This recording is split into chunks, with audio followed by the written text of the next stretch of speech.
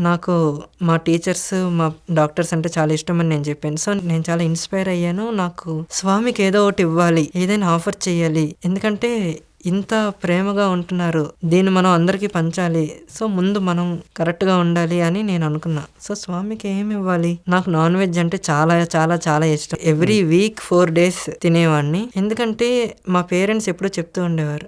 Non వెజ్‌లో protein ఉంటుంది. Even doctors కూడా ఎగ్ సజెస్ట్ చేస్తారు అందరికి. ఎగ్స్ తినండి, చికెన్ తినండి, ప్రోటీన్ ఉంటుంది, అదే ఉంటుంది, ఇదే ఉంటుంది. ఇండియాలో 50% నాన్ వెజ్జే తినరు బ్రాహ్మిన్స్. కానీ వాళ్ళందరూ హెల్తీగానే ఉన్నారు. So, it's just a non sense concept. So, స్వామికి నచ్చదు నాన్ వెజ్ తినడం. నేను స్వామీస్ డిస్కోర్సెస్ ఎక్కువ వింటాను. 65th బర్త్డే డిస్కోర్స్ ఎండింగ్‌లో స్వామి చెప్పారు, నాన్ వెజ్ తినొద్దు, డ్రింక్ చేయొద్దు, స్మోక్ చేయొద్దు అని. సో, ఎలానో డ్రింకింగ్, స్మోకింగ్ ఎలానో లేవు.